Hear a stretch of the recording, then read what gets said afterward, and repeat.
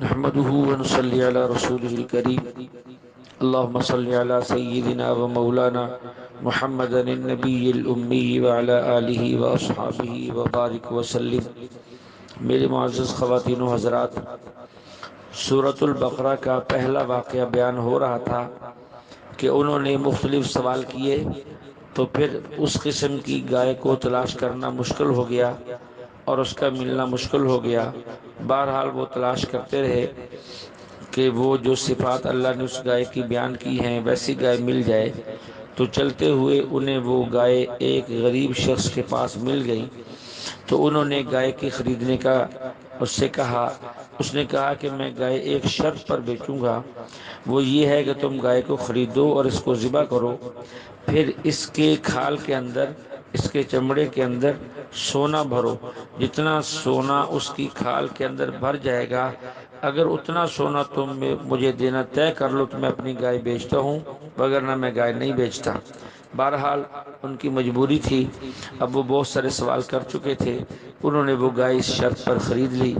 گائے کو ذبح کیا گیا، اس کے ٹکڑے کو مقتول کے ساتھ لگایا گیا، جس سے وہ مقتول زندہ ہو گیا، اور اس نے زندہ ہو کر بتا دیا کہ میرا قاتل فلاں ہے۔ یہ بتانے کے بعد وہ پھر مر گیا۔ اب اس کی گائے اتنی مہنگی کیوں بکی؟ اس میں کیا خصوصیت تھی؟ خصوصیت تو کوئی خاص نہیں تھی۔ بہت سے مفسرین، جن میں ہمارے علامہ شبیر احمد عثمانی رحمۃ اللہ علیہ، وہ بھی فرماتے ہیں کہ اس کی ایک بڑی وجہ یہ ہے کہ یہ شخص جس کی گائے تھی انتہائی غریب شخص تھا، لیکن اپنی ماں کی خدمت بہت کرتا تھا، اور اس کی ماں جو ہے ہمیشہ اس کو دعا دیتی، اللہ تیرے مال میں برکت اور وسعت دے۔ اب جب قوم کو گائے کی ضرورت پڑی تو وہ گائے کسی کے پاس ملتی نہیں تھی۔ ان شرائط والی، ان صفات والی گائے اس کے پاس تھی جو ماں کی خدمت کرتا تھا، تو اللہ تعالیٰ نے اسے ماں کی خدمت کا یہ صلہ دیا کہ دنیا کے اندر بھی اس کو مال و مال کر دیا۔ اسی لیے ہمارے اکابر یہ بات لکھتے بھی ہیں اور کہتے بھی رہتے ہیں کہ جو بندہ یہ چاہتا ہے کہ میری دولت میں برکت ہو، اسے چاہیے کہ ماں باپ کی خدمت کرے، اور جو یہ چاہتا ہے کہ میرے علم میں برکت ہو، وہ اپنے استاد کی خدمت کرے۔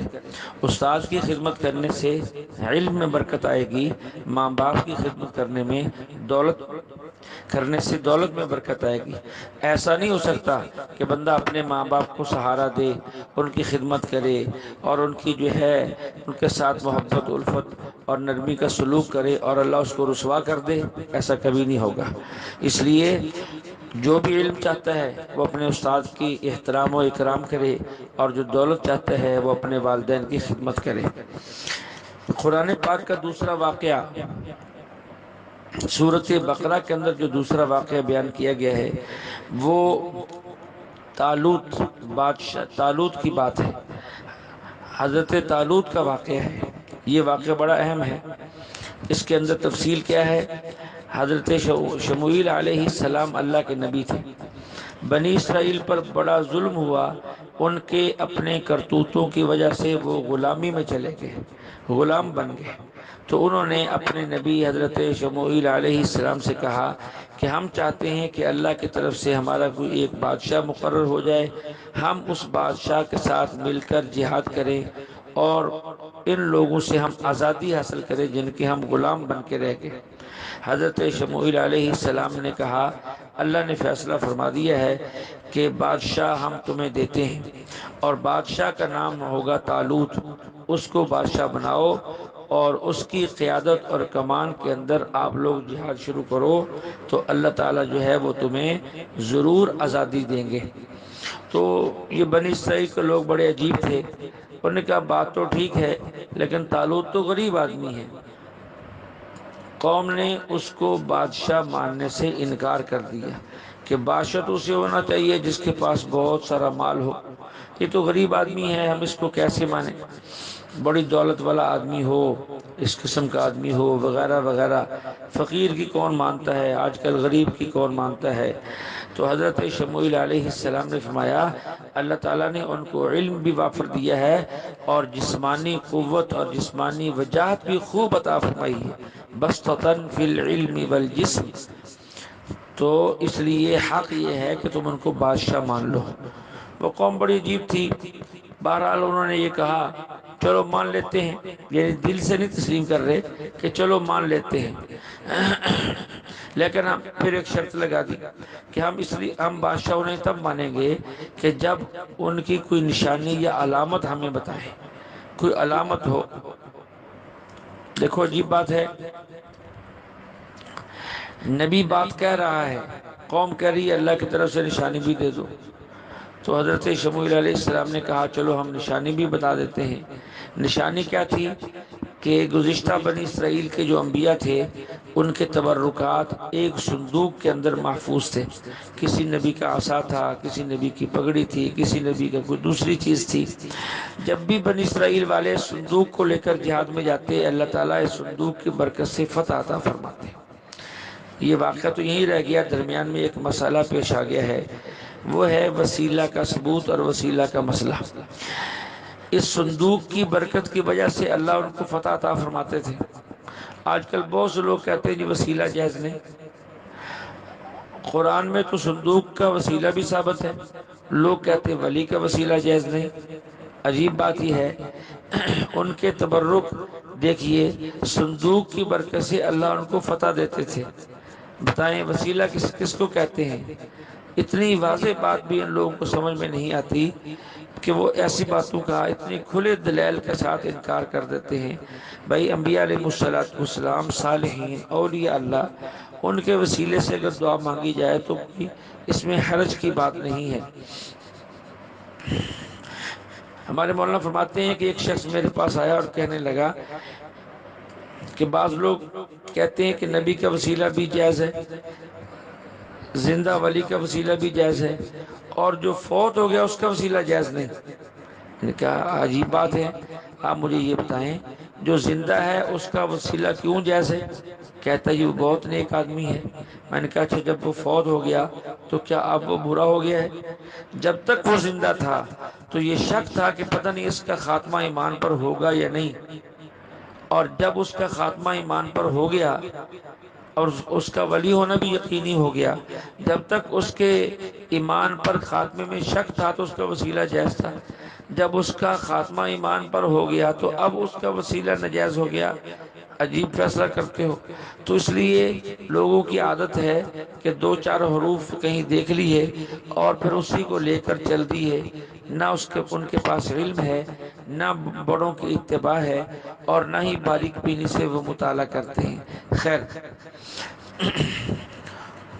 تو ان کے زمانے میں، بنی اسرائیل کے زمانے میں جو بادشاہ ان پر ظلم کر رہا تھا، یہ صندوق اس کے قبضہ میں تھا۔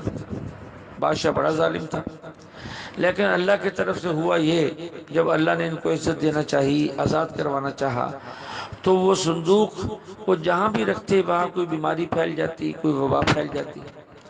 تو انہوں نے اس سے جان چھڑانے کے لیے کام یہ کیا کہ اس صندوق کو ایک بیل گاڑی پہ رکھا اور ان کو جنگل کی طرف بیلوں کو ہانک دیا کہ یہاں سے یہ جائے، کہیں بھی جائے ہمیں اس سے غرض نہیں، لیکن ہمارا علاقہ تو بیماری سے اور وبا سے محفوظ رہے۔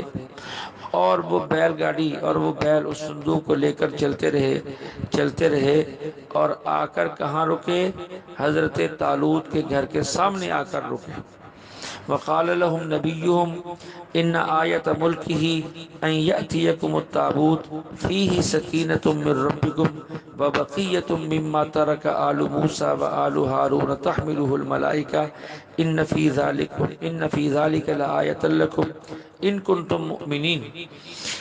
کہ تم نے نشانی مانگی تھی، اللہ نے یہ نشانی عطا کر دی ہے، یہ دیکھو اس کو فرشتے اٹھائے پھرتے ہیں اور یہ تمہارے گھر کے باہر پہنچ گیا ہے، یہ طالوت کی نشانی ہے، وہ برکت والا صندوق تمہیں ان کے پاس ملے گا، اس لیے طالوت کو بادشاہ مان لو۔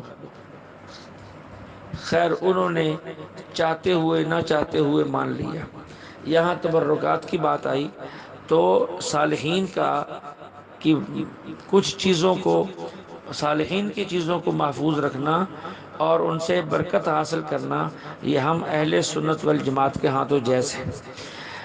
محدث ابن سیریز رحمۃ اللہ علیہ فرماتے ہیں کہ میں نے عبیدہ سے کہا عندی من شعر النبی صلی اللہ علیہ وسلم، میرے پاس حضور علیہ الصلوۃ والسلام کا بال مبارک ہے۔ اس پر وہ کہنے لگے لأن تكون عندي شعرة منه أحب إلي من الدنيا وما فيها، کاش کہ میرے پاس بھی اللہ کے نبی کا ایک بال ہوتا تو مجھے وہ دنیا اور جو کچھ دنیا کے اندر ہے اس سب سے زیادہ محبوب تھا۔ دوسرا واقعہ، حضرت خالد بن ولید رضی اللہ عنہ، ایک لڑائی کے اندر ان کی ٹوپی سر سے گر گئی تو انہوں نے ٹوپی حاصل کرنے کے لیے اپنی جان کو خطرے کے اندر ڈال دیا، بہرحال لڑتے ہوئے اپنی ٹوپی حاصل کر کے واپس آئے تو دوستوں نے کہا کہ خالد، ایک ٹوپی کی خاطر تو نے اپنی جان کو خطرے میں ڈال دیا، چھوڑ دیتے ٹوپیاں اور بہت مل جاتی۔ تو انہوں نے جو جواب دیا وہ سننے کے قابل ہے۔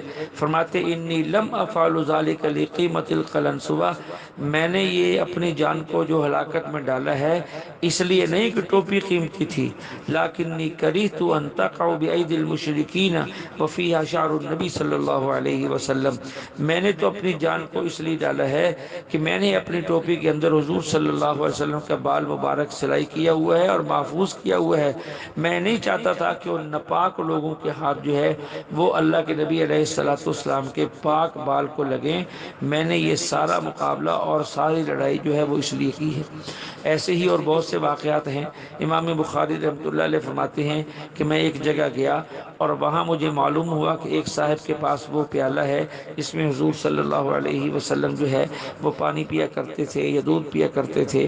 فرماتے ہیں میں وہاں گیا اور میں نے اس پیالے کی زیارت بھی کی اور برکت کے لیے میں نے اس پیالے کے اندر پانی بھی ڈال کر پیا۔